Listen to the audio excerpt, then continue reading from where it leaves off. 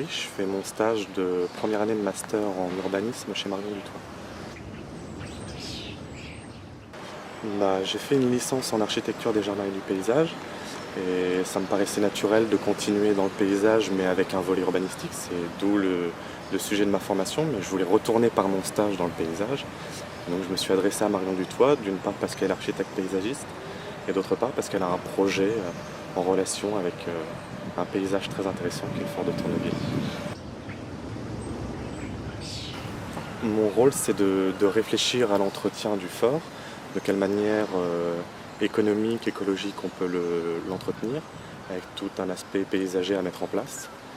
Et je réfléchis en parallèle à la rédaction de mon mémoire, qui est la nature en ville. Donc la réflexion sur le fort apporte quelque chose à mon mémoire, et la réflexion sur mon mémoire apporte quelque chose à ma réflexion pour le fort. C'est intéressant le lien entre les deux que je peux faire. On s'est orienté vers de l'éco-pâturage, donc c'est de l'entretien par des animaux. Alors principalement pour le fort, on s'oriente vers des moutons, donc ça a l'avantage d'entretenir écologiquement et en même temps d'apporter un lien social, parce que le fort est fortement situé dans un quartier, il a un emplacement qui est important. Et ce serait très intéressant de faire de la pédagogie autour des animaux, de recréer un lien social. Donc c'est faire un lien entre l'entretien, la pédagogie, le lien social. C'est très intéressant par les animaux. Alors les moutons, dans l'idéal, ils seraient aux abords du fort, en hauteur. Donc là où c'est le moins bien entretenu et là où c'est le plus difficilement accessible quand l'herbe est haute.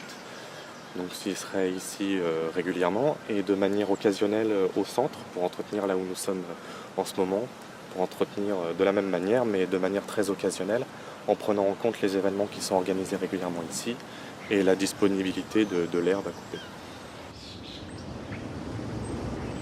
Il y a des moyens techniques à mettre en œuvre, la clôture principalement, du grillage.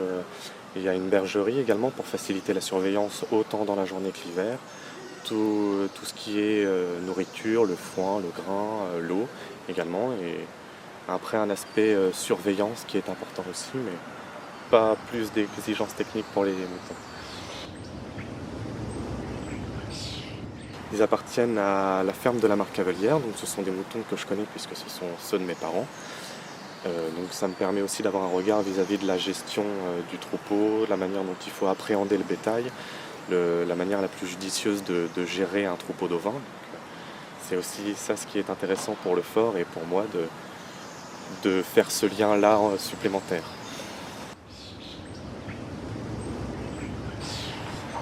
Particulièrement au fort, étant donné qu'on essaye de créer un lien social et de faire de la pédagogie, il faut être ouvert et être bon dialogue, être bon éducateur, c'est aussi ça, mais c'est également l'aspect élevage, donc il faut avoir les connaissances vis-à-vis des moutons, tout ce qui est gestion de troupeau, la rotation sur les pâtures, l'alimentation au quotidien, la gestion de l'eau, la réparation des clôtures si nécessaire, donc c'est l'aspect technique du travail. Vu la disposition des parcelles, vu l'ampleur de la surface et vu le caractère spécial du fort, oui, c'est tout à fait envisageable de mettre des moutons. On a regardé les exemples les plus appréciables, comme à Évreux, à Rouen sur Sainte-Catherine. De plus en plus de communes envisagent l'éco-pâturage et c'est parfaitement viable à long terme. Et c'est très apprécié par ceux qui l'ont mis en œuvre.